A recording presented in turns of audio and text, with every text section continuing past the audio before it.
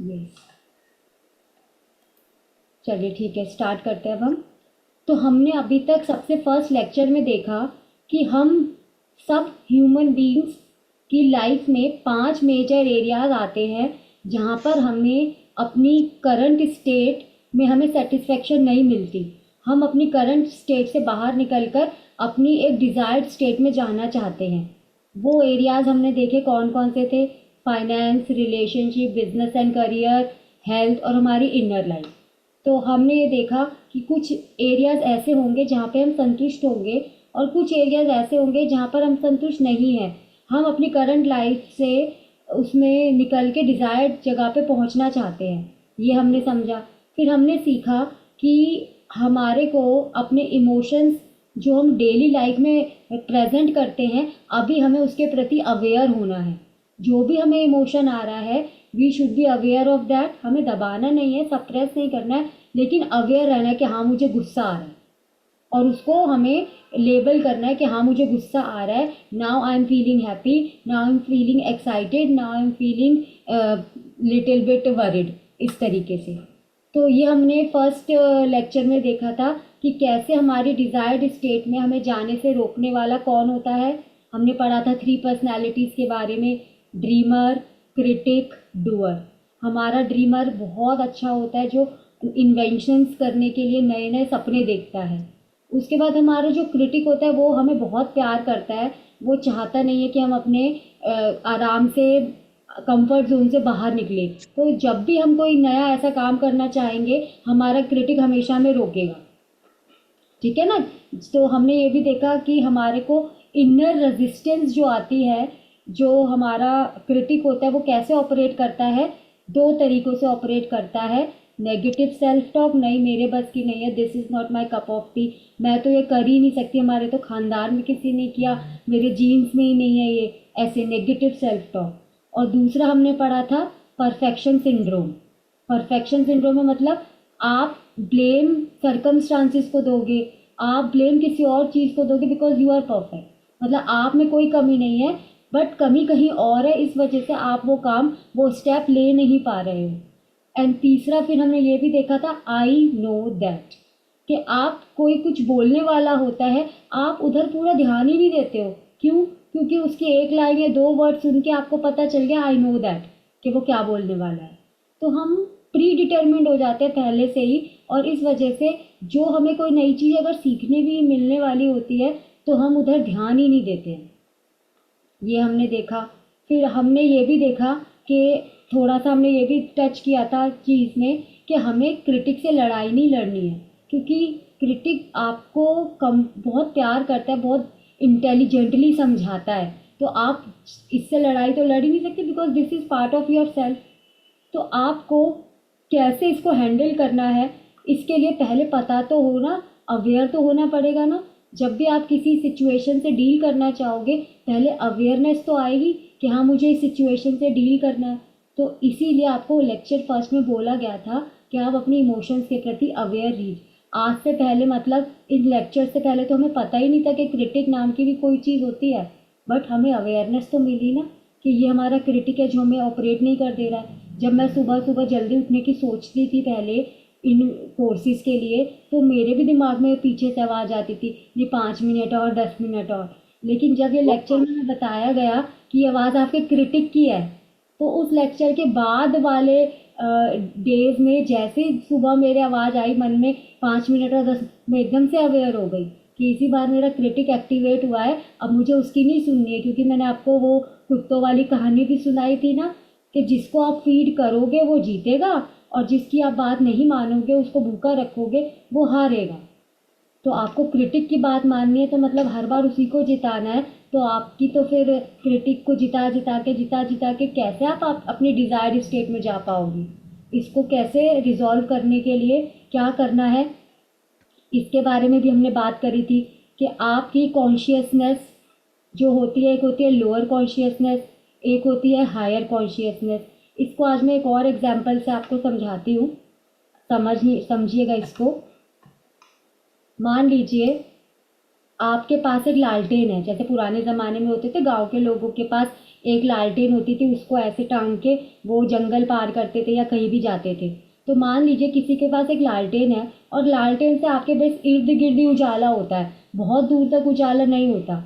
तो मान लो एक आदमी फॉरेस्ट में कहीं से भटक गया रास्ता और जंगल में घुस गया और उसके हाथ में एक लालटेन है, तो लालटेन से केवल वो अपने आजू बाजू की जगह ही देख पाएगा, अगला पैर कहाँ रखूँ ये देख पाएगा। अब मान लो उसको जहाँ जैसे वो लालटेन देख करके आगे बढ़ता है, उसको दिखता है कि आगे जो है गड्ढे में खूब सारे कीड़े मकोड़े और केंचुए और ऐसे नाच रहे हैं, और इधर पलटता है तो इधर कांटों वाली झाड़ियाँ हैं, और इधर पलटता है तो उसे सांप बिच्छू नज़र आते हैं।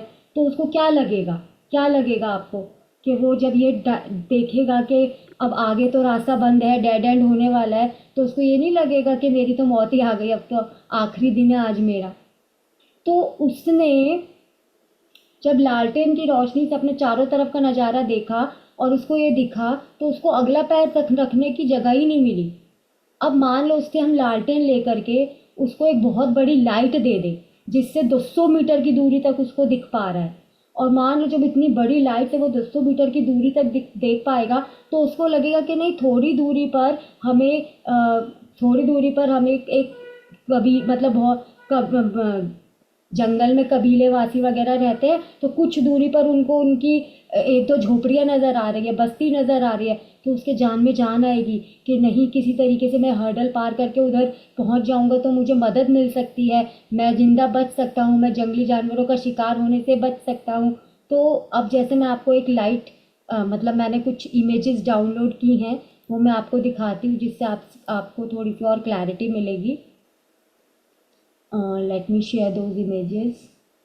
पिछली बार में मैंने शेयर करने की सोची थी, अभी तो मैंने लेकिन करा है इसको। यस, ये देखिए, आप बताना शेयर हुई कि नहीं, ये तो है। है ना। तो ये लालटेन लिए वो आदमी है और उसको ऐसे ऐसे अपने आजू बाजू के नज़ारे नज़र आ रहे हैं, तो उसको लग रहा है कि जो है अब उसकी मौत निश्चित है। अब देखते हैं दूसरी इमेज, जहाँ पर उसको हमने एक बड़ी सी लाइट पकड़ा दी, फिर उसको क्या नज़ारा दिखता है।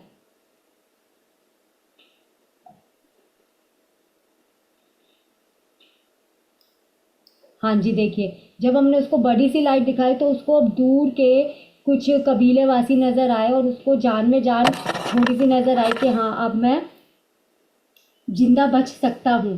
तो यही जो है चीज़ आपकी कॉन्शियसनेस के साथ है।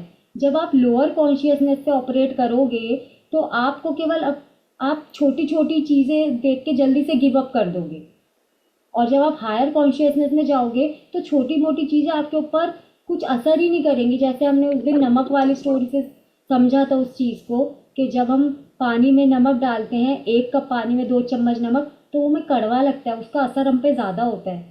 लेकिन अगर हम वही नमक 1 बाल्टी पानी में डालेंगे तो उसकी कड़वाहट कम हो जाएगी, उसका असर कम हो जाएगा। तो इतना हमने अभी तक आई थिंक कवर कर लिया था। फिर लेक्चर 2 के एंड में मैंने आपको ग्रेटिट्यूड के बारे में लिखने के लिए बोला था कि आपको ग्रेटिट्यूड लिखना है। ग्रेटिट्यूड मतलब आपको हर चीज़ के लिए भगवान का धन्यवाद करना है, हर उस चीज़ के लिए जो आपकी लाइफ में है, क्योंकि जो आपके पास है ना, बहुत लोग उसकी भी डिज़ायर करते हैं। आपके पास अगर कार है, अच्छा कार से छोड़ो, अगर हम शुरू करते हैं, आपके पास अगर स्कूटर है, कुछ बहुत लोगों के पास स्कूटर भी नहीं है। आपके पास अगर कार है, बहुत लोगों के पास कार भी नहीं है। तो हमने ग्रेटिट्यूड को अपनी लाइफ में उतारना है, डेली हमें ग्रेटिट्यूड लिखना है। और ये लिखने से क्या फ़ायदे होंगे, आप मैंने आपको ये भी बताया था कि आपको अगर अपनी लोअर कॉन्शियसनेस से निकलकर आपकी हायर कॉन्शियसनेस में जाना है, तो इसके लिए आपको जो हम बोलेंगे होमवर्क करना है। तो जिन जिन लोगों ने ग्रेटिट्यूड लिखना शुरू कर दिया है, तो अब वो धीरे धीरे से उनकी कॉन्शियसनेस में शिफ्ट आने लग गया है या आने लग जाएगा। आप वेट कीजिए, आपको हिंट मिलेगी। कैसे मिलेगी? ऐसे नहीं होगा कि एक रात सो गए लोअर कॉन्शियसनेस में और अगले दिन उठे तो हायर कॉन्शियसनेस में, ऐसा नहीं होगा। लेकिन अगर आप ये एक्सरसाइज जो हम कर रहे हैं लगातार करते रहेंगे करते रहेंगे करते रहेंगे, तो आपको हिंट मिलेंगे कि अब आपकी कॉन्शियसनेस बदलनी शुरू हो गई है। कैसे हिंट मिलेंगे, लिखिए। क्या हुआ? सबसे चलो। पहले एक वर्ड मैं बोलती हूँ, फ्लैशेस।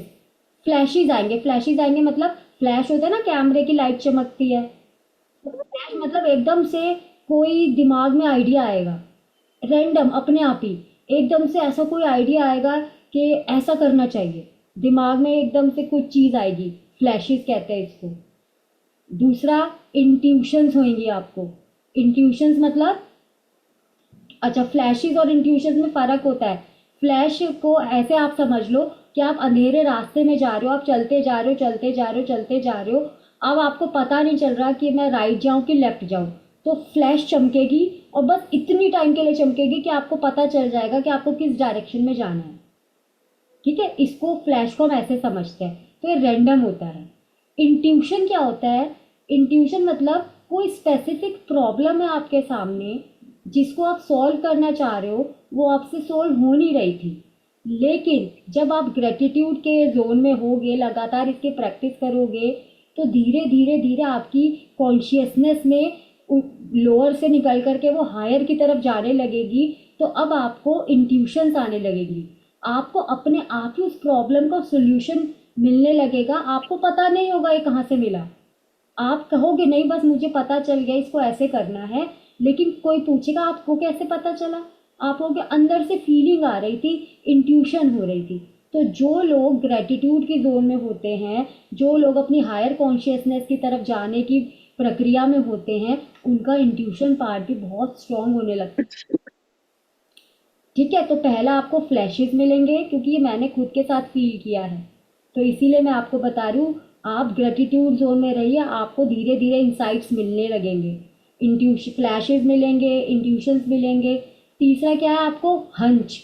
हंच होएगा, हंच मतलब एक बहुत अंदर से तीव्र कंपल्शन, अंदर से आवाज़ आएगी, नहीं ये तो करना ही है। जैसे फॉर एग्जांपल मैंने अपने एरिया में, मैं एक जगह जा रही थी, फिर मेरे को सीधे सीधे जाना था, बट अंदर से आवाज़ आ रही थी, नहीं लेफ्ट मुड़, लेफ्ट मुड़, लेफ्ट मुड़। तो फिर मैंने कहा कि अगर मेरे को मतलब ये आ रहा है तो मेरे को मुड़ना चाहिए, और यस, वो मुड़ना मेरे लिए बहुत अच्छा रहा, मतलब बहुत अच्छा मैंने उस दिन फील किया। तो ये होता है हंच, कि अंदर से तीव्र आवाज़ आएगी, आप कोई काम कर रहे होंगे, अंदर से आवाज़ आएगी, ये कर, ये कर, ये कर, तो ये हंच आएगा, इसको बोलते हैं स्ट्रॉन्ग कंपल्शन। ठीक है, और ये जब तक आप वो चीज़ नहीं करोगे, रिपीट पैटर्न आपको अंदर से वो बोलता रहेगा, ये कर, ये कर, ये कर, तो आपको वो अंदर से आवाज़ आएगी। क्यों? क्योंकि आप अपने आप को खाना खिला रहे हो, कौन सी वाली सेल्फ को? हायर सेल्फ को। तो धीरे धीरे कॉन्शियसनेस शिफ्ट हो रही है। ठीक है ना, तो ये आपको थर्ड सिग्नल मिलेगा। चौथा, ड्रीम्स, सपने आएंगे। सपने तो आप सब जानते ही हैं। सपने दो प्रकार के होते हैं, एक होता है कंप्लीट। एक्सक्यूज मी रचना, हाँ जी। मेरा ना लास्ट 2 मिनट्स का वीडियो पॉज हो गया था। ये क्या ये क्लोज हो गया था? आप हंच वाला जो बता रहे थे ना, वो फिर से रिपीट कर दीजिए प्लीज। हाँ हाँ ठीक है। हंच में क्या होता है, आ, अंदर से एक आवाज़ आती है, अंदर से कंपल्जन आता है, एक स्ट्रॉन्ग पुश होता है, जो बार बार आपको बोलता है, आपके माइंड को बोलता है करो, ये करो, ये करो। फॉर एग्जाम्पल, जैसे मैं किसी सीधे रास्ते पे, जो मैंने फील किया, मैं जा रही थी, मुझे अपना काम निपटा कर के आना था, लेकिन मेरे अंदर से बार बार आवाज़ आ रही थी, नहीं लेफ्ट जाओ, लेफ्ट जाओ, लेफ्ट जाओ। मैंने कहा क्यों लेफ्ट जाओ, लेकिन फिर मैंने कहा नहीं, कि अंदर से आवाज़ आ रही है, you have to follow that, और मैं लेफ़्ट गई, और वो दिन बहुत अच्छा गुजरा मेरे लिए, क्योंकि लेफ़्ट मुड़ करके जिनसे मैं मिली, मतलब बहुत शानदार, एकदम बढ़िया, मेरा पूरा दिन बहुत अच्छा हो गया। तो हमारे को ये जो हंच आता है, ये भी इस चीज़ का सिग्नल है कि अब आपकी अवेयरनेस शिफ्ट हो रही है। तो अगर आप वाकई अपने लाइफ को लेकर के सीरियस है, और अपनी लाइफ में खुशियाँ चाहते हैं, तो ग्रेटिट्यूड की एक्सरसाइज कीजिए, क्योंकि धीरे धीरे ये एक्सरसाइज आपको अपनी लोअर जोन से निकाल करके हायर जोन में लेकर के आएगी। क्लियर हो गया रश्मि जी आपको हंस? यस मैम, ये होता भी फिर है। से वीडियो पॉज हो गया था, लेकिन कोई बात नहीं, चलिए। चलो आप रिकॉर्डिंग में देख लेना। हाँ हाँ ओके। अच्छा, ड्रीम्स तो सब जानते हैं कि ड्रीम्स क्या होते हैं, ड्रीम्स सपने होते हैं। तो सपने तो हमें अभी भी आते हैं, तभी भी आएंगे, लेकिन कुछ सपने होते हैं एकदम कंप्लीटली रैंडम, कि आप सो गए और आपको आ गए। लेकिन कुछ ड्रीम्स आपके ऐसे होंगे गाइडेंस वाले, जो आपको गाइडेंस देंगे, किसी प्रॉब्लम को सॉल्व करने की, किसी उधेड़-बुन का आपको जवाब मिलेगा। तो ये जो गाइडेंस वाले ड्रीम्स हैं, ये आपके न्यूरोलॉजिकल प्रोसेस से पैदा होते हैं। तो गाइडेंस वाले ड्रीम्स रिपीटेटिव आपको आएंगे। एंड पांचवी चीज़ है लास्ट, कि आपके जीवन में नए लोग आ सकते हैं, कोई नई इन्फॉर्मेशन आपको मिल सकती है, कोई नई घटना पैदा हो सकती है। अच्छा, कई बार कोई नेगेटिव घटना भी हो सकती है, जैसे किसी का नौकरी चला जाना। क्यों? क्योंकि उसकी ज़िंदगी में कुछ बेटर होने वाला है। उसकी कई बार कोई नेगेटिव इवेंट आते हैं तो घबराने की ज़रूरत नहीं है, क्योंकि जब आप उस नेगेटिव इवेंट के थोड़े टाइम बाद आप कनेक्ट द डॉट करके देखोगे, तो 2-3 साल बाद या 2-3 महीने बाद आपको पता चलेगा कि आपके उस नौकरी जाने की वजह से ही आपको एक बहुत अच्छी जगह डबल अमाउंट की नौकरी मिल पाई, या फिर आप अपना बिजनेस शुरू कर पाए जो आज इस लेवल पर पहुंच गया है कि नौकरी पर आप नहीं पहुंच सकते थे। तो कई बार आपके पेन में से ही आपका पर्पस अनलॉक हो जाता है। तो इस तरीके से आपकी लोअर कॉन्शियसनेस को आप हायर कॉन्शियसनेस में ले जाने के लिए खुद आप प्रयत्न कर सकते हो। छोटी सी एक्सरसाइज है, डेली फॉलो ग्रेटिट्यूड, और ये मैंने फील किया है, इसीलिए मैं आपको ये चीज़ शेयर कर रही हूँ। Most beautiful things in your life comes in ugly packaging। जो बहुत अच्छी खूबसूरत चीज़ें होते हैं कई बार आपकी लाइफ में, वो अगली पैकेजिंग में आती हैं, ख़राब सी पैकिंग में आती है। तो हम क्या करते हैं, उस पैकेजिंग की को ख़राब को देखकर कई बार हम उसे कचड़े में फेंक देते हैं, उस गिफ्ट को खोल कर के नहीं देखते, और इस तरीके से हम अपने ब्यूटीफुल गिफ्ट से वंचित रह जाते हैं। होता है कि नहीं?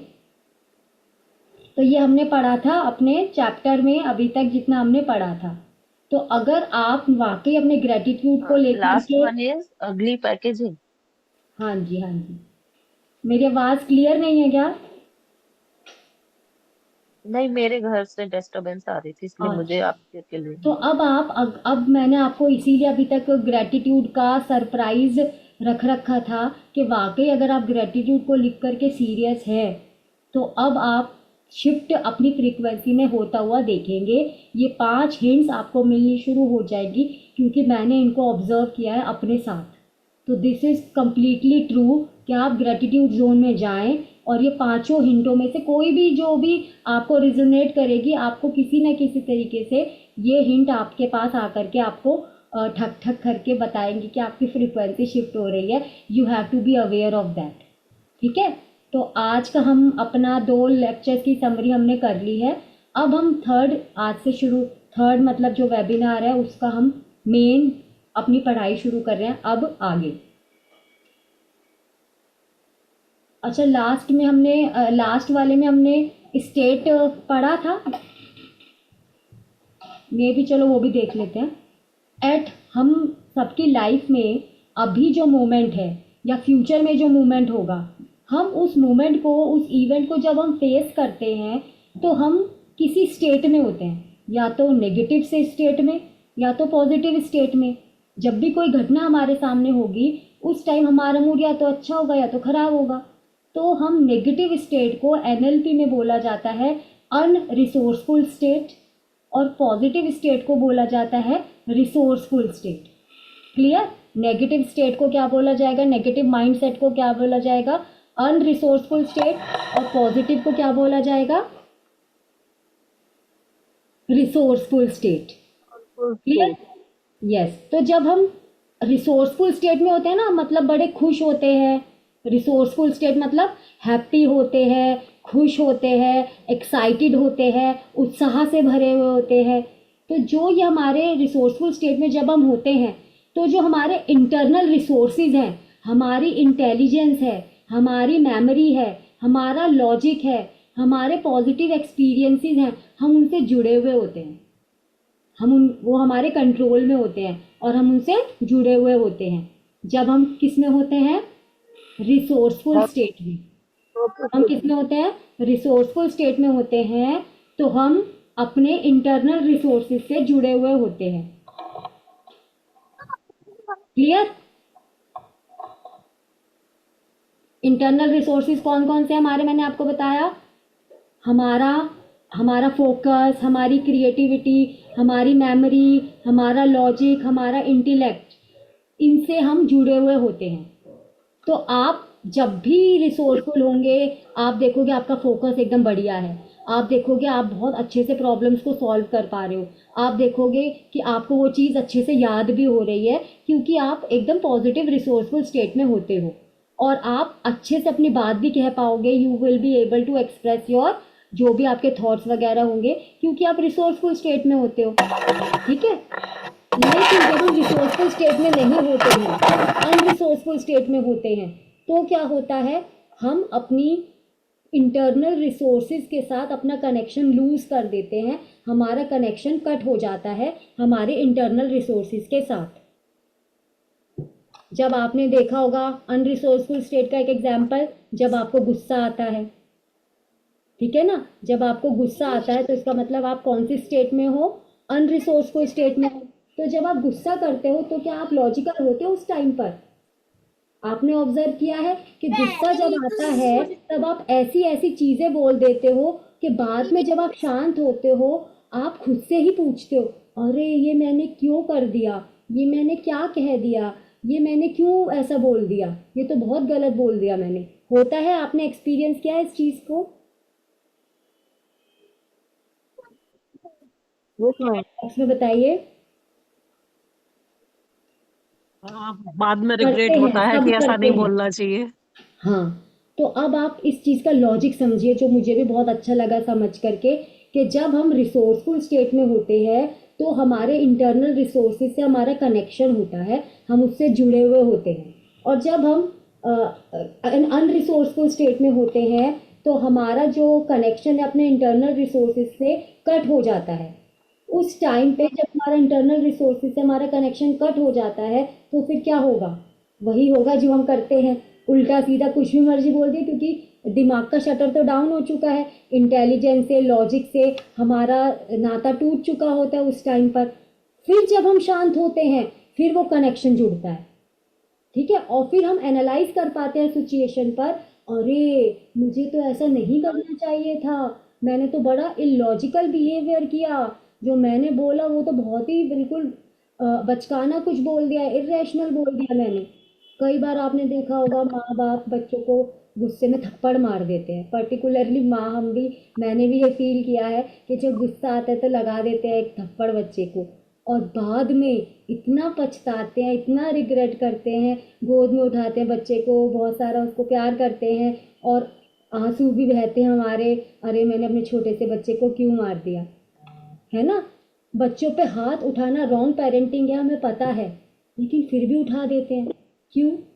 क्योंकि गुस्से के टाइम हम अनरिसोर्सफुल स्टेट में चले जाते हैं और हमारा बुद्धि से जो नाता होता है वो टूट जाता है। तो बस मैम, अनरिसोर्सफुल स्टेट है वो एक ऐसी तिजोरी है, ये मान के चलिए कि उसमें बहुत सारा धन तो पड़ा है, सोना चांदी रुपया पैसा सब पड़ा है, टेक्निकली आप बहुत अमीर हैं, लेकिन उस तिजोरी में चाबी, ताला लगा करके चाबी आप रख के भूल गए हैं, आप उस धन का यूज नहीं कर पा रहे हैं। आपने बहुत किताबें पढ़ी हैं, आपके अंदर बहुत ज्ञान है, आपके अंदर बहुत इंटेलिजेंस है, लेकिन जब आप अनरिसोर्सफुल में स्टेट में जाओगे तो उस ज्ञान, उस इंटेलिजेंस पे ताला लगा के चाबी आप कहीं रख के भूल गए। अब आप जब उसका आपको यूज करने का टाइम आया है, आपको एक्सेस ही नहीं है यूज करने का। तो अनरिसोर्सफुल स्टेट में होने का मतलब ये होता है, ठीक है। तो जिस पल में आपको पैसा चाहिए, उस पल में अगर आपको पैसा नहीं मिल रहा है तो उस पैसे का क्या मतलब? तो प्रॉब्लम हमेशा टैलेंट की नहीं होती है, टैलेंट आप में है, लेकिन प्रॉब्लम क्या होती है, उसको टाइम पे अगर आप यूज नहीं कर पा रहे हो तो दैट टैलेंट इज यूजलेस। तो जनरली जो हाई परफॉर्मर्स है, जो हाई अचीवर्स है, जो अपनी लाइफ में एक बहुत अच्छी जगह पर पहुंच चुके हैं, वो ज़्यादातर समय में, ज़्यादातर, हमेशा नहीं, ज़्यादातर समय में अपने को रिसोर्सफुल स्टेट में रख पाते हैं। जो अंडर परफॉर्मेंस हैं, परफॉर्मर हैं, जो कि अपने आप को कहीं कहीं स्टैंड नहीं कर पा रहे हैं, क्यों नहीं स्टैंड कर पा रहे हैं? क्योंकि वो अपने आप को रिसोर्सफुल स्टेट में ज़्यादा टाइम नहीं रख पा रहे हैं। फिर किसी चीज़ से ट्रिगर हो जाते हैं, फिर किसी चीज़ से ट्रिगर हो जाते हैं, फिर गुस्सा आ जाता है, फिर इरिटेशन हो जाती है, फिर अपने ऊपर उनको लगता है कि हम तो फेलियर होने के लिए पैदा हुए हैं, और जैसे ही ऐसा सोचते हैं और कहाँ चले जाते हैं, अनरिसोर्सफुल स्टेट में चले जाते हैं। हमारा एनवायरनमेंट, जिस माहौल में हम रहते हैं, जिस एनवायरनमेंट में हम रहते हैं, वो लगातार स्टेट्स पैदा करता रहता है। और अनफॉर्चुनेटली हम चाहते तो हैं कि हम पॉजिटिव स्टेट में रहें, लेकिन अनफॉर्चुनेटली होता क्या है, बदकिस्मती से नेगेटिव स्टेट आ जाती है। और नेगेटिव स्टेट आ जाती है, अच्छा आप ये बताइए कितने लोग अभी अपने आप को एट प्रेजेंट, आज की अगर हम लाइफ की बात करें आपकी, आप किसी ऐसी सिचुएशन में हैं कि आप उस सिचुएशन को बदलना तो चाहते हैं लेकिन बदल नहीं पा रहे हैं। आप उस सिचुएशन में स्टक महसूस कर रहे हैं, हेल्पलेस महसूस कर रहे हैं। कितने लोग हैं बताइए, चैट बॉक्स में लिखिए कि कोई ऐसी सिचुएशन है कि आपके कंट्रोल में है नहीं है, आप बदलना चाहते हो उसको लेकिन बदल नहीं पा रहे हैं। शोभित ने लिखा यस। सबकी लाइफ में नहीं है, शोभित की लाइफ में है। सबकी लाइफ में कुछ कुछ होता है। ममता कह रही है यस। तो हम उस सिचुएशन में अपने आप को स्टक महसूस करते हैं, फंसा हुआ महसूस करते हैं। रश्मि जी कह रही हैं, रवीना जी कह रही है कि हम सिचुएशन को बदलना चाहते हैं लेकिन हेल्पलेस फील कर रहे हैं, बदल नहीं पा रहे हैं। क्यों नहीं बदल पा रहे हैं? क्योंकि हम सिचुएशन में स्टक, अपने आप को कैसे निकालें हम ये समझ नहीं पा रहे हैं। तो अब आप ये समझिए कि सिचुएशन से निकलना कैसे है, इसके लिए ये समझना पड़ेगा कि ये बनती कैसे है। अभी जब मैं आपको बताऊंगी कि बनती कैसे है, तब आपको पता चलेगा कि आज तक हम क्या सोचते थे और एक्चुअली में होता क्या है। क्लियर? तो आपके जीवन में लगातार इवेंट्स होते रहते हैं। हर पल एक स्क्रीन चल रही होती है, कुछ हो रहा होता है, कुछ हो रहा होता है। आप सब इस वेबिनार में बैठे हो, ये भी एक इवेंट है। आप सुबह उठ के ऑफिस जाते हो, खाना पकाते हो, या कोई हाउसवाइफ्स हैं तो ये भी इवेंट है। मतलब इस दुनिया में लगातार कुछ ना कुछ चलता ही रहता है। All are events. कभी देखते हो आप रोड पे किसी का एक्सीडेंट हो जाता है, कभी किसी को बॉस से डांट पड़ रही होती है, ये सब इवेंट्स हैं। तो इस दुनिया में लगातार ये घटनाएं पैदा हो रही होती हैं। तो जब आप ये घटनाएं देखते हो, ठीक है, तो आप देखते हो, आप कुछ बातें सुनते हो, कुछ फीलिंग आपको होती है, कुछ स्मेल आप करते हो, कई बार कोई आपको कुछ देता है तो आप टेस्ट भी करते हो उसका। तो इस सिचुएशन में, मतलब इस दुनिया में जो भी कुछ होता है, हम उससे, हमारा ब्रेन उससे डेटा लेता है, और डेटा हम 5 सेंसेस के थ्रू ही लेते हैं अपने। और एनएलपी में इनके लिए स्पेशली नाम दिया गया है। क्या नाम दिया गया है? विजुअल। के आप अपने एनवायरनमेंट में जो घट रहा है उसको या तो देख के इंफॉर्मेशन लेते हो, या सुनकर इंफॉर्मेशन लेते हो, या टच फील करके। के माइनस काइनस, के से मतलब होता है काइनेस्थेटिक, मतलब इसको सिंपल वर्ड में पढ़ लेंगे, टच या फील। फिर smell, and last is taste. जो भी एनवायरनमेंट में हो रहा है उससे हम रिसीविंग जो भी करेंगे वो इन्हीं 5 सेंसेस के द्वारा करेंगे, और इस डेटा को हम अपने अंदर ले लेंगे, अपने इनर वर्ल्ड में। एक मैं आपको शेयर करती हूँ, उससे आपको अच्छा और क्लियर होगा।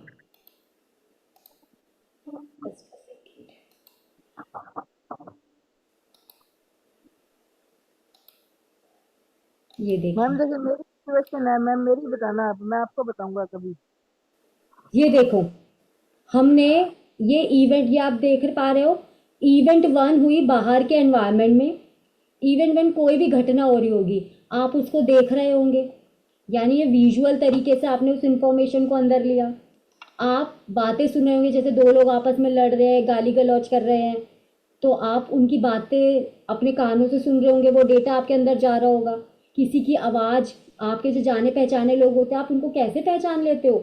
उनकी आवाज़ आपने पहले कभी सुनी हुई होती है ना, तो वो डेटा आपने ऑडिटरी माध्यम से अपने अंदर लिया। काइनेस्थेटिक मतलब टच या फील। कभी हम किसी कपड़े को टच करते हैं, या अपने बच्चे को टच करते हैं, अपने डियर एंड नियर को टच करते हैं, तो वो टच हमें महसूस होता है। तो हम वो डेटा हमारे अंदर गया के through, S smell and T taste. तो जो भी एनवायरनमेंट में आजू बाजू होता है, हम किसी फूल की या परफ्यूम की खुशबू को कितना हम मिस करते हैं अगर वो हमारा फेवरेट होता है, तो किसी और ने लगा रखा होता है, कोई कमरे में एंटर होता है, उसके खुशबू से हम उसको पहचान लेते हैं।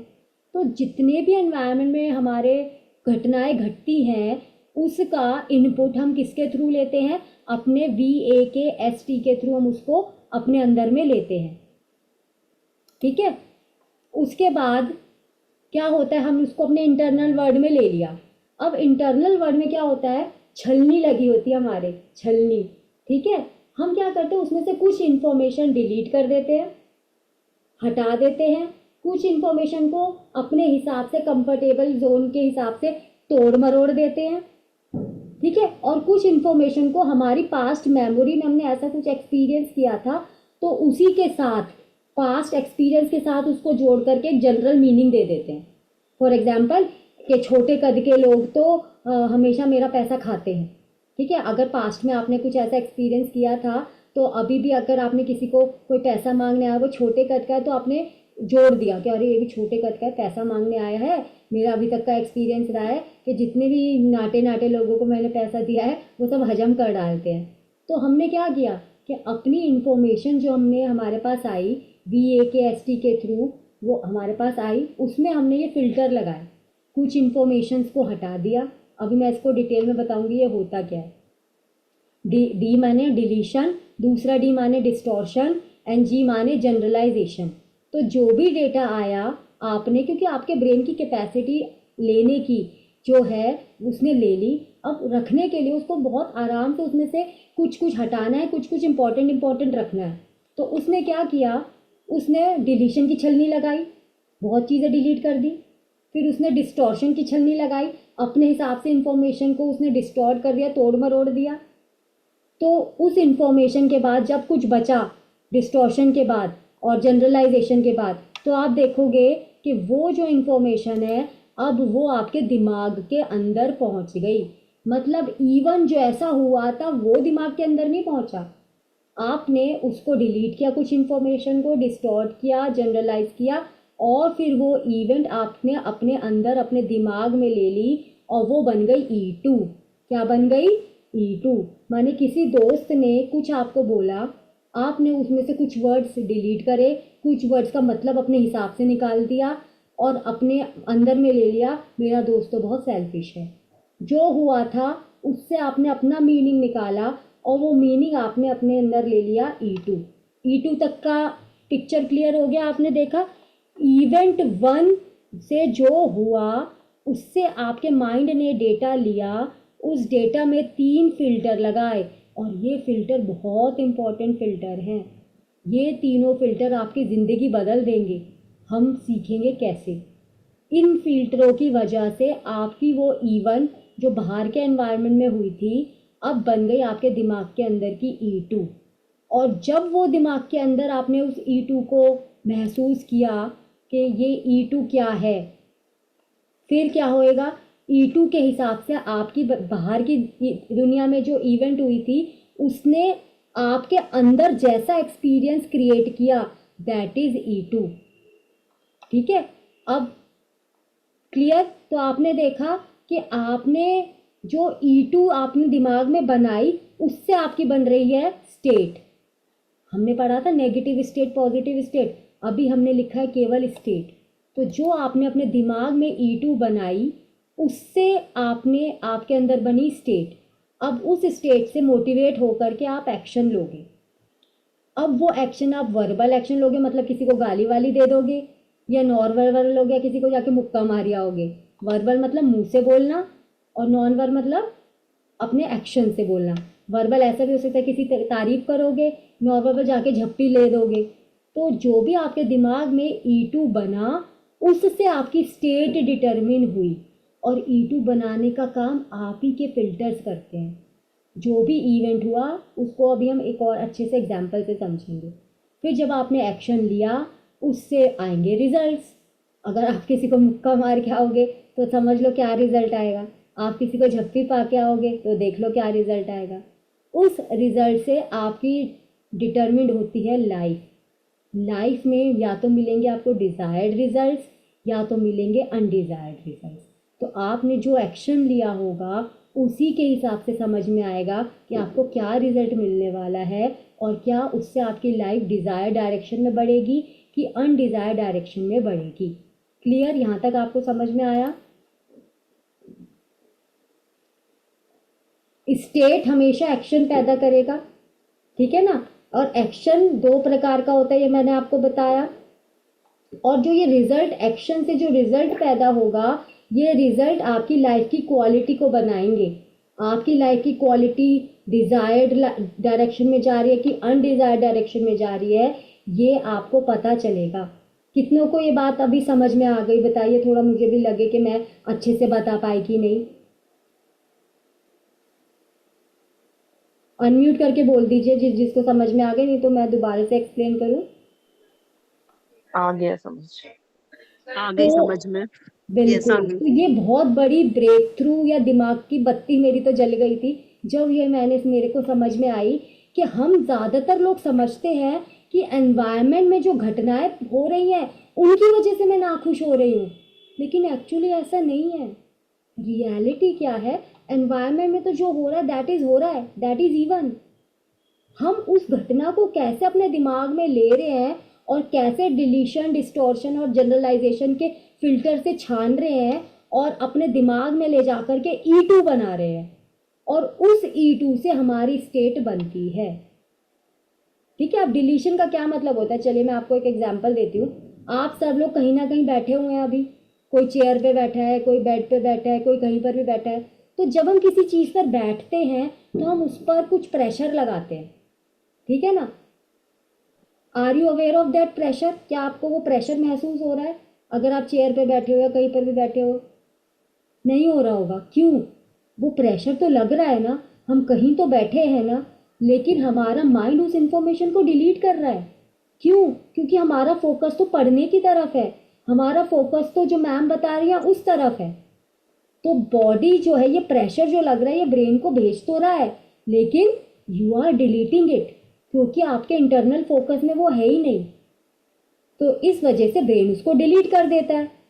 कई बार आपने देखा होगा बच्चों के संग ऐसा होता है कि हम उनको बोलते हैं जाओ किचन में से उठा के लेकर आओ, और वहाँ पर रखा है डब्बा और उनको वो डब्बा दिखता ही नहीं है। होता है कि नहीं? फिर जब हम उनके साथ में जाते कहते देखो ये रखा है डब्बा, तो वो कहते अरे ये तो सामने ही रखा था, तो मुझे क्यों नहीं दिखा?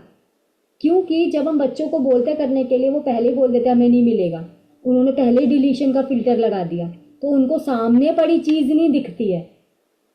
हस्बैंड्स के साथ तो ऐसा बहुत ही होता है, उनको सामने पड़ी चीज़ नहीं दिखेगी, उनको हाथ में उठा करके दो तब उनको दिखेगी, अच्छा हाँ ये रही। लिखा है, नोटिस किया है आपने कभी ऐसा?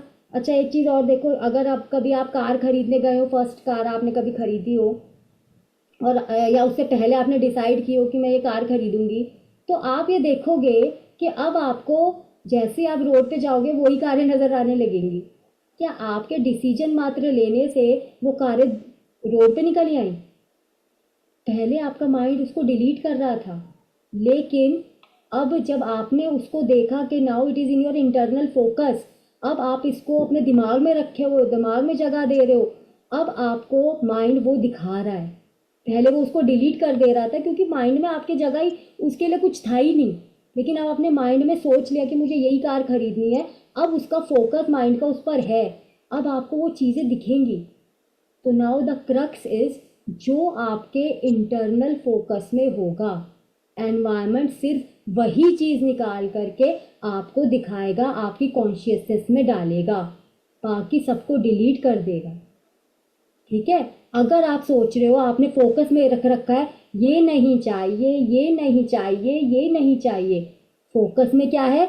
ये नहीं चाहिए, मतलब फोकस में आपने कुछ रखा है कि जो नहीं चाहिए। लेकिन होगा क्या? अगर कोई स्केर्सिटी के फोकस में है, उसको स्केर्सिटी नहीं चाहिए, उसकी दुनिया में उसको वही नज़र आएगा, क्योंकि अंदर उसने स्केर्सिटी को ही सोच रखा है, उसको तकलीफ ही नज़र आएगी, उसको सफरिंग ही नज़र आएगी, उसको प्रॉब्लम ही नज़र आएगी, उसको क्रिटिसिज्म नज़र आएगा और कुछ नज़र नहीं आएगा। तो जो चीज़ आपको नहीं चाहिए उसके दिमाग से, अपने दिमाग से उसको डिलीट कर दो। कभी आपने नोटिस किया है जब आप किसी व्यक्ति से नाराज हो जाते हो, आपको बहुत उस पर गुस्सा आता है, तो उसकी सारी अच्छी बातें आप भूल जाते हो, और जो उसने एक एक चीज़ आपके साथ बुरी की होगी ना, वो सारी याद आएंगी। होता है ना, मेरे साथ भी होता है कि अगर हम किसी से लड़ लेते हैं, बहुत नाराज हो जाते हैं, तो उसकी वही सारी चीज़ें उसको बताते हैं, तुमने ये भी किया था, तुमने ये भी किया था। तो क्योंकि इंटरनल फोकस क्या है, वो तय करता है कि हमें बाहरी दुनिया में क्या नजर आए।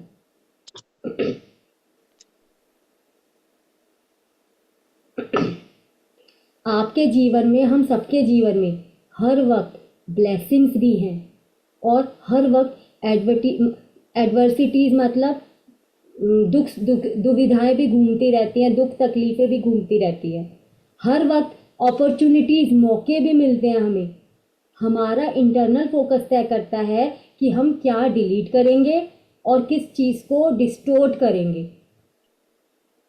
मैं सबको ये चीज़ें बता रही हूँ, लेकिन कुछ की दिमाग की बत्ती जल गई होगी, कुछ को मज़ा आ गया होगा, किसी को लग रहा होगा अरे तो बोरिंग है, चलो सोते हैं जल्दी जा करके। तो कंटेंट तो सेम है, लेकिन आपने जो फिल्टर लगाया उससे ये पता चला कि कुछ का फिल्टर तो मेरी बातों को अगर वो रेजोनेट कर रहे होंगे, समझ रहे होंगे, तो उनको वाह वाह मतलब मज़ा ही आ गया, पता ही चल गया, ऐसा कर रहा होगा। कुछ को प्रोग्राम्स बहुत अच्छा लग रहा होगा, कुछ को बोरिंग लग रहा होगा। तो इसमें credit goes to your filter कि आप उस चीज़ को कैसे ले रहे हो, किस तरीके से उस चीज़ को ले रहे हो। तो आज के बाद एक क्वेश्चन है जो आपकी स्टेट को शिफ्ट करने में आपकी हेल्प करेगा। ठीक है, जब भी आपको लगे कि हमारी स्टेट क्या है, तो ये क्वेश्चन अपने आप से पूछना। आज तक जितना भी अभी एनएलपी पढ़ा है, आगे और भी आपको टेक्निक्स मिलेंगी। How can I change the meaning of this event. Event तो हो गई, इवेंट पर आपका कोई बस नहीं है। आपका बस है कि उस इवेंट को E2 आप अपने दिमाग में कैसे लेके जाते हो। How can I change the meaning of this event. ये जो घटना हुई है, मैंने अभी तक अनकॉन्शियसली आपके दिमाग में उसका कोई मीनिंग बना लिया था। ठीक है, अब आपको अपने से क्वेश्चन पूछना है, how can I change the meaning of this event. चलिए इसको एक एग्जाम्पल से समझते हैं। सपोज इवेंट हो रही है आउटर दुनिया में, बारिश हो रही है, नॉर्मल है बारिश का होना। तो बारिश हो रही है, तो मान लो एक अम्ब्रेला सेलर है, वो क्या देखेगा इवेंट से, इवेंट हो रही है इवेंट, तो वो क्या होगा उसके संग, बड़ा खुश हो जाएगा। उसका फिल्टर कैसे काम करेगा, अरे वाह बारिश का सीज़न आ गया है, बारिश होने लगी है, अब मेरे बहुत छाते बिकेंगे, मेरे पास बहुत पैसे आएंगे, अब बच्चों के स्कूल की फीस भर जाएगी, बच्चों के लिए नए कपड़े खरीद पाऊंगा, घर में मिठाई आएगी, कितना खुशी का माहौल हमारे घर में आएगा। अम्ब्रेला सेलर का मतलब ऐसे फिल्टर काम करेगा। अब बात करते हैं एक किसान की। किसान ने देखा उस बारिश के बाद को, और वो किसान की अभी फसल 7 दिन बाद कटने ही वाली थी। वो कैसे लेगा इस चीज़ को, उसका फिल्टर कैसे काम करेगा। नेचर में कोई जस्टिस नहीं है, प्रकृति मेरे ऊपर अन्याय कर रही है, 6 महीने की मेरी मेहनत पूरी बर्बाद हो गई, अब मेरे बच्चों का क्या होगा, कैसे मैं अपना घर बार चला पाऊंगा। वो डिप्रेशन में चला जाएगा, एंजाइटी महसूस करेगा। एक डॉक्टर है जिसका क्लिनिक चल नहीं रहा था, उसको थोड़ा सा सांस आएगी, सारे डॉक्टर ऐसे नहीं होते बट बहुत ऐसे भी होते हैं, उसको क्या लगेगा, उसका फिल्टर कैसे काम करेगा, अब मुझे बहुत सारे पेशेंट्स मिलेंगे। जो खाने पीने के शौकीन है वो घर पे फ़ोन करके क्या कहते हैं, पकौड़े बना लो। जो घूमने का शौकीन है वो क्या कहते हैं, चलो यार लॉन्ग ड्राइव पर चलते हैं। तो आप देख रहे हो बाहर की दुनिया में इवेंट वही है, बरसात का होना, लेकिन सबके दिमाग में उसको लेकर के अलग अलग स्टेट बन रही है। इस वजह से रिएक्शन भी अलग अलग आ रहा है और एक्शन भी अलग अलग जनरेट हो रहे हैं। तो जब हम देखें किसान के बारे में, तो क्या rain is the problem for that. Rain तो वही है, लेकिन कुछ के लिए खुशियाँ लेकर के आ रही है, कुछ के लिए दुखी लेकर के आ रही है। लेकिन अब सब, मेरा भी यही क्वेश्चन था कि किसान के लिए तो वाजिब है ना, उसने तो मेहनत की थी ना, तो वो तो एंजाइटी में जाएगा, वो तो डिप्रेशन में जाएगा, वो तो दुखी ही होगा। तो आप बताइए, क्या एंजाइटी में जाना ठीक होता है। हम बोल सकते हैं कि यस डिप्रेशन उसके लिए ठीक है, एंजाइटी उसके लिए ठीक है? नहीं बोल सकते।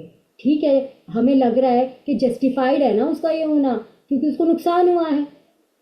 लेकिन अगर हम किसान को एनएलपी सिखाएं और उसको सवाल चेंज करने के लिए बोले, तो देखें कैसे उसकी डिप्रेशन वाली और एंजाइटी वाली स्टेट भी चेंज हो सकती है। अगर हम किसान की जगह एनएलपी वाले किसान को एज्यूम करें जिसको एनएलपी के बारे में पता है, और उससे, क्योंकि सवाल हम उससे पूछे, क्या सवाल होगा उसका एनएलपी वाले किसान का? क्या मैं बरसात को कंट्रोल कर सकता हूँ? क्या रेन मेरे कंट्रोल में है? तो आंसर क्या आएगा? नो। सिंपल सा ना। मैं किस चीज़ पर कंट्रोल कर सकता हूँ? क्या बीज बोना मेरे कंट्रोल में है? हाँ, मैं फिर से बीज बो सकता हूँ, this is in my control. पैसा कहाँ से आएगा? अगेन, क्या कोई इंश्योरेंस है क्या? क्या कोई सरकार ने स्कीम बना रखी है क्या आपदा से पीड़ित किसानों को देने के लिए? क्या दोस्त या रिश्तेदार हैं मेरे जिनसे मेरे को मदद मिलने की संभावना है? चलो एक लिस्ट बना लेता हूँ अगर कोई कोई है तो इन तीनों ऑप्शंस पर एक एक करके मैं ट्राई करता हूँ, देखते हैं क्या होता है। जब वो इस तरीके से आगे की प्लानिंग करेगा, अब बताइए इसमें डिप्रेशन कहाँ है, एंजाइटी कहाँ है? जो चीज़ आपके कंट्रोल में है ही नहीं, उसके लिए सिर पीटने से कोई मतलब नहीं है। आपको अपने क्वेश्चन को चेंज करना पड़ेगा। जैसे उस किसान के लिए हमने बताया, what is in my control. कोई भी सफल व्यक्ति ऐसा नहीं होता जिसे हमेशा सफलता मिलती है। उसकी लाइफ भी अगर आप देखोगे ना, फुल ऑफ फेलियर्स होगी, लेकिन वो फिल्टर जो लगाते हैं ना फेलियर से, वो डिफरेंट तरीके से लगाते हैं। उस फेलियर के आगे जो उन्होंने फिल्टर लगाया, वो ही फिल्टर डिसाइड करता है कि आगे अब वो क्या बनने वाले हैं। यहाँ तक आपको मेरी बात समझ में आई? लंबा हो गया लेक्चर, चलिए आज हम यहीं पर रखते हैं। ये एक तरह से अनेकांतवाद हो गया, एक अभी चीज के मुझे नहीं कई पता क्या पहलू। हो गया, ये एनएलपी में जो है हाँ में यही बताया गया है हाँ, एक चीज के एग्जैक्टली। कई पहलू। हाँ, कि आपके हाथ में जो है, आपकी हम्म, पावर में जो है, आप उसी को कंट्रोल कर सकते हो। आप उस चीज़ को, अब जैसे मेरे पास अभी एक दिन पहले एक लेडीज आई थी, तो वो अपना एक्सपीरियंस शेयर कर रही थी कि वो किसी के मॉर्निंग वॉक के घूम करके घर वापस आ रही थी, बट उनके घर की चाबी उनके हस्बैंड के पास थी। तो किसी ने उनको, मतलब उन्होंने किसी से चेयर मांगी, तो उन्होंने चेयर नहीं दी उनको, और बोल दिया कि जाओ उधर मंदिर में जाके बैठ जाओ। तो उनको बहुत बुरा लगा कि इन्होंने मेरे संग ऐसे बोल कैसे दिया। वहीं पर अगर उनका क्वेश्चन ये होता, ऐसा दिमाग में चलता, अरे मेरे को भगवान ने याद किया है दर्शनों के लिए, मेरे को दर्शनों का मौका दिया है उन्होंने, चाहे किसी भी बहाने से बुलाया है, तो वो नेगेटिव स्टेट में नहीं जाती, उनकी स्टेट पॉजिटिव ही रहती। और उस अपने नेबर से जो भी उनके मनमुटाव जो उन्होंने पैदा किए इस वजह से, वो नहीं होते। तो it is in our hand कि E1 को हम E2 कैसे लेकर के जाते हैं, क्योंकि जिस तरीके से हम E2 उसका बनाएंगे, हमारे आगे की स्टेट और हमारा फ्यूचर उसी पर डिपेंड करेगा। हमें ब्रेन का शिकार नहीं बनना है। हमारा ब्रेन तो यही कहेगा, अगर उसने तुम्हें कुर्सी नहीं दी वो तो बहुत बुरी है, तुम भी आइंदा से ऐसे मत बोल करना, उसके लिए कुछ भी मत करना। तो यही तो होता है, दिस इज़ नॉर्मल थिंग। अब हम जब एनएलपी स्टूडेंट हैं, अब हमें अपने ब्रेन को समझना है और हमें हमेशा रिसोर्सफुल स्टेट में रहना है। ब्लेम गेम में तो जाना ही नहीं है। Everything in this universe is for our highest best. भगवान हमें क्या सिखाना चाहता है? अगर हमारे अंदर पेशेंस नहीं है, ऐसी घटनाएं आएंगी जब हम पेशेंस रखना सीख लेंगे। तो वो घटनाएं इसीलिए आ रही हैं क्योंकि हमें उनसे पेशेंस सीखना है। तो हर चीज़ को इसी तरीके से आप ऑब्जर्व कीजिए। बाकी आगे की क्लास में और भी काफ़ी चीज़ें आपको सीखने मिलेंगी। Okay then, bye bye, good night. Bye bye, good night. Thank you ma'am. Thank you बच्चे।